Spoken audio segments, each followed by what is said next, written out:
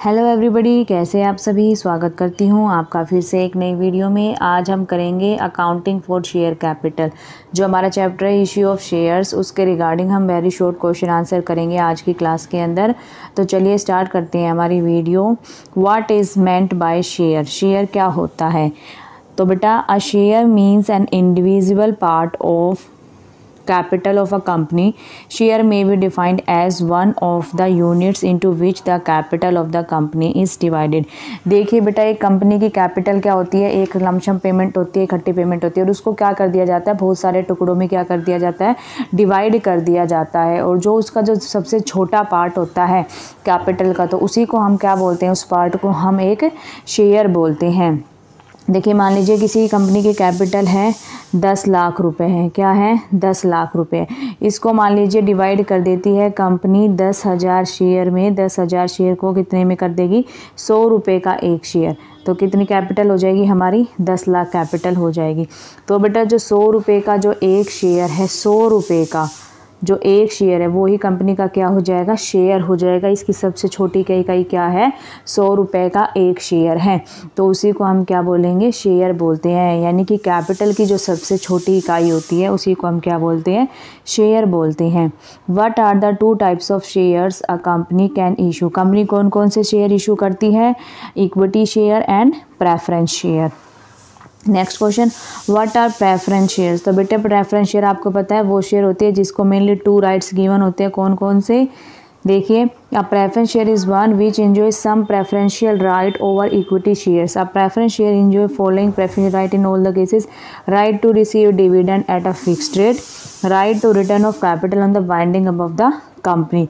देखिए, जैसे डिवेंचर के सामने प्रीफिक्स उनकी रेट लिखी होती है 3%, 9%, ऐसे ही प्रेफरेंस जो शेयर होते हैं उनके आगे भी बेटा उनकी रेट गिवन होती है, और उनको उस रेट पर क्या दिया जाता है, डिविडेंड दिया जाता है फिक्स्ड रेट पर। ठीक है, कि उनको 9% लिखा तो 9% मिलेगा ही मिलेगा। लेकिन इक्विटी के साथ ऐसा नहीं होता है। फर्म के पास जितना प्रॉफिट होता है उसी के अकॉर्डिंग वो क्या करती हैं, उनको इंटरेस्ट देते हैं, डिविडेंड देते हैं। ठीक है, लेकिन जो प्रेफरेंस शेयर होल्डर होते हैं उनका एक फिक्स्ड रेट होती है। और जब कंपनी वाइंड अप होती है तो उस टाइम ही सबसे पहले प्रेफरेंस किसको दी जाती है, प्रेफरेंस शेयर होल्डर को दी जाती है। उसके बाद अगर इक्विटी के लिए जो अमाउंट बचती है तो इक्विटी शेयर होल्डर को दी जाती है। चलिए आगे देखिए, what is meant bye an equity share क्या होती है। An equity share is a one which is not a preference share, जो प्रेफरेंस शेयर नहीं है। In other words, an equity share is one which does not carry any special or preferential right। यानी कि बेटा, equity shares वो होते हैं जिनको कोई भी प्रेफरेंशियल राइट नहीं दिया जाता है। आगे देखिए, next question, what is meant by non redeemable preference shares. Non redeemable preference share कौन से होते हैं। Non redeemable preference share means a preference share which is not to be redeem unless company goes into liquidation. यानी कि वो क्या नहीं होते, कभी भी रिडीम नहीं होते, चाहे कंपनी का लिक्विडेशन ही क्यों ना हो जाए। What is meant by redeemable preference shares. Redeemable preference shares means a preference share which is to be redeem after a given period at of time.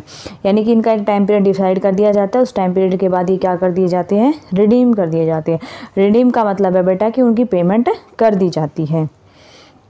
What is meant by share capital. Share capital क्या होती है।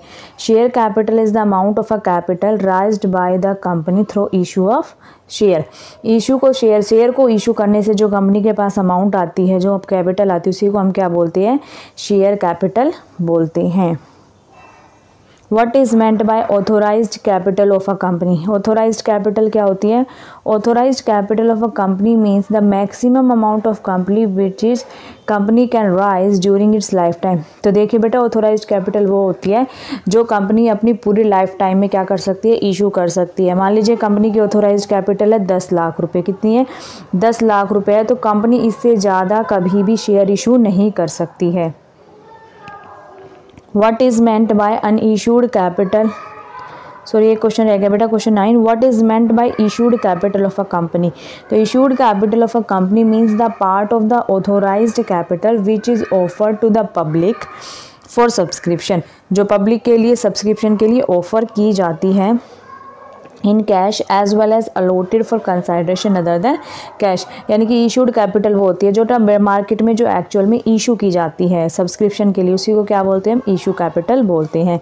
Unissued capital वो होती है यानी कि जो हम रखते हैं, जैसे ऑथोराइज्ड कैपिटल में से माइनस कर देते हैं इशूड कैपिटल। तो unissued capital of a company means the part that authorised capital which is not offer to the public, जो अभी तक कंपनी जो पब्लिक को ऑफर नहीं करी है अभी तक, तो वो क्या हो जाएगी, हमारी अनइशूड कैपिटल हो जाएगी। Next question, what is meant by the subscribed capital of the company. Subscribed capital क्या होती है, अब देखिए, subscribed capital of the company means the part of the issued capital. जो इशूड कैपिटल होती है बेटा, ये उसका पार्ट होती है which has been subscribed for by the public. मान लीजिए कंपनी ने इशू किए 15,000 शेयर इशूड किए हैं, लेकिन पब्लिक एक्चुअल में क्या करती है, 14,000 शेयर के लिए सब्सक्रिप्शन देती है, यानी कि एप्लीकेशन देती है। तो जो सब्सक्राइब्ड कैपिटल कितनी होगी बेटा, वो 14,000 होगी, ना कि हमारी 15,000 होगी। तो 15 क्या हो जाएगी, इशूड कैपिटल, लेकिन सब्सक्राइब्ड कितनी हो जाएगी, 14,000 हो जाएगी हमारी। और जो बेटा जो अभी चैनल पे जो बच्चे नए हैं, अगर उन्होंने चैनल को सब्सक्राइब नहीं किया तो चैनल को सब्सक्राइब कर दे। वीडियो अच्छी लग रही हो तो वीडियो को प्लीज़ लाइक कर दे, इससे मुझे मोटिवेशन मिलता है ताकि मैं आपके लिए अच्छी से अच्छी वीडियो और लेकर आऊँ। आगे देखिए, question number 12, give the meaning of called up capital. Called up capital क्या होती है, what is meant by called up capital. Called up capital refers to that part of the subscribed capital which has been called up by the company for payment. देखिए बेटा, मान लीजिए 10,000 share के लिए public ने सब्सक्राइब कंपनी में application दी है, ठीक है, उनको लोड कर दिए 10,000 शेयर मान लीजिए, और एक शेयर 10 रुपये का है, ठीक है। तो यानी कि कितना हो गया, 10,000 शेयर 10 रुपये का एक, तो कितनी अमाउंट हो गई बेटा, 1 लाख अमाउंट हो गई। और कंपनी क्या कहती है कि 10 रुपये हमें एक साथ नहीं चाहिए, तो कंपनी क्या कर लेती है, मान लीजिए 5 रुपये मंगाती है इन शेयर्स पर। कितने मंगाती है, 5 रुपये। तो 10,000 पर 5 रुपये कितने हो जाएंगे बेटा, 50,000 रुपये। तो 50,000 रुपये क्या हो जाएगी, हमारी कोल्ड अप कैपिटल हो जाएगी, ठीक है। What is meant by अनकोल्ड up capital, वही बात होगी जो अभी तक हमने मंगाई नहीं। मान लीजिए हमने 5 रुपये मंगा लिए, अभी 5 रुपये जो रिमेनिंग है वो क्या रह जाएगी, हमारी अनकोल्ड अप कैपिटल। तो आंसर देखिए, uncalled up capital refers to that part of the subscribed capital which has not yet been called up, जो अभी तक नहीं मंगाए हैं। Thus uncalled capital is equal to subscribed capital minus called up capital. Next question, what is meant by paid up capital. Paid up capital क्या होती है, paid up capital refers to that part of the called up capital which has been actually received from the shareholders. देखिए, जो मैंने अभी आपको example दिया था कि मान लीजिए 5 रुपये हमने मंगाए, ठीक है, लेकिन कई शेयर होल्डर ऐसे होते हैं उनमें से 5 रुपये की पेमेंट नहीं कर पाते, किसी ने 4 रुपये दिए और किसी कारणवश वो पेमेंट नहीं कर पाते। तो यानी कि जो इतने एक्चुअल में जो पब्लिक अमाउंट जो पे करेगी कंपनी को, तो उसी को हम क्या बोलेंगे, पेड अप कैपिटल बोलेंगे। तो इसको कैसे फाइंड करते हैं, paid up capital refers to that part of the called up capital which has been actually received from the share holder. Paid up capital क्या जी, called up capital minus calls in arrear, यानी कि जो उन्होंने amount पे नहीं करी उसको माइनस कर देंगे तो क्या निकल के आ जाएगी, हमारी पेड अप कैपिटल निकल के आ जाएगी। What is meant by reserve capital. Reserve capital क्या होती है, तो reserve capital means that part of uncalled capital which has been reserved to be called on the liquidation and is receivable only at the time of winding up। तो देखिए बेटा, reserve capital, एक आप बच्चे कंफ्यूज हो जाते हैं कि रिजर्व कैपिटल क्या होती है और कैपिटल रिजर्व क्या होता है, दोनों ही अलग चीज़ें होती हैं। कैपिटल रिजर्व हम क्रिएट करते हैं किसी से प्रॉफिट वगैरह से, लेकिन जो रिजर्व कैपिटल होती है वो क्या होती है, हमारी अनकोल्ड अप अमाउंट होती है। जैसे हमने अभी पढ़ा ना स्टार्टिंग में, ऑथोराइज्ड कैपिटल में क्या क्या होती है, क्या तो कंपनी क्या करती है, इशू कर देती है किसी को, जो अनइशू अमाउंट होती है, जो अनकोल्ड अप होती है, उसका कुछ हिस्सा बचा के रखती है कंपनी की, उसको तब मंगाती है जब at the time of liquidation या फिर at the time of winding up, जब कंपनी को ज़रूरत होती है अमाउंट की, तो उस टाइम पर उसको क्या करती है, इशू करती है, यानी कि मंगाती है। इशू तो पहले कर देती है, लेकिन अनकोल्ड अप अमाउंट होती है ना, तो उसको बाद में मंगाती है कंपनी, तो उसको क्या बोलते हैं, हम रिजर्व कैपिटल बोलते हैं। What is meant by public issue of shares. Public issue of share से क्या मतलब है, तो when share are issued to the public through issue of prospectus, it is known as public issue of shares. What is meant by preferential allotment of shares? Preferential allotment means an allotment of shares made at predetermined price to the pre-identified people having strategic stake in the company, such as promoters, ventures capitalists, financial institutions, suppliers etcetera. ठीक है, आगे देखिए, What is meant by private placement of share? Private placement of shares क्या होते हैं? Private placement of shares means issue of shares to a pre-selected group of person. जब pre-selected कर लेते हैं group of person को कि इनको हमें share issue करने हैं, तो वो क्या हो जाता है? Private placement of shares हो जाता है। What is meant by minimum subscription क्या होता है? तो बेटा minimum subscription means the minimum amount that must be subscribed by the public according to SEBI guidelines. Minimum subscription has been fixed at 90% of the entire issue. बेटा ये बहुत ही important question, ये exam में बहुत बार आता है कि वो कितनी अमाउंट पर क्या होती है मिनिमम सब्सक्रिप्शन। देखिए, मान लीजिए एक कंपनी क्या करती है, 10,000 इशू करती है शेयर्स, अगर उसके 90% कितना हो जाएगा, 9,000। मान लीजिए 9,000 शेयर के लिए एप्लीकेशन आती है, तो ये कंपनी क्या करती है, शेयर इशू करेगी। लेकिन अगर इससे नीचे एप्लीकेशन आएगी तो कंपनी क्या करेगी, शेयर्स को इशू नहीं करेगी। तो ये कितनी परसेंट होती है, ये होती है हमारी 90% होती है। What is meant by right issue of shares? When shares are offer to the existing shareholder, जब हमारे एग्जिस्टिंग शेयर होल्डर्स होते हैं उनको क्या करते हैं, ऑफर किए जाते हैं shares in fixed proportion, it is called the right issue of shares. ये बेटा एग्जिस्टिंग शेयर होल्डर्स के लिए होते हैं। ठीक है, उनको इशू किए जाते हैं शेयर्स, पहले उनको राइट होता है कि पहले उनको शेयर इशू किए जाएं। अगर वो लेते हैं तो ठीक है, अगर नहीं लेते तो अदरवाइज फिर पब्लिक में इशू कर दिए जाएंगे। ठीक है, what is meant by application money? Application money क्या होता है? Application money is the amount which an applicant is required to deposit with the banker of the company along with the application form। तो देखिए बेटा, आपने जब भी question किया होगा तो सबसे पहले हम क्या करते हैं, bank account debit to share application करते हैं, क्योंकि सबसे पहले क्या की जाती है, एप्लीकेशन के साथ क्या आती है, अमाउंट आती है, तो उसी अमाउंट को हम क्या बोलते हैं, एप्लीकेशन मनी बोलते हैं।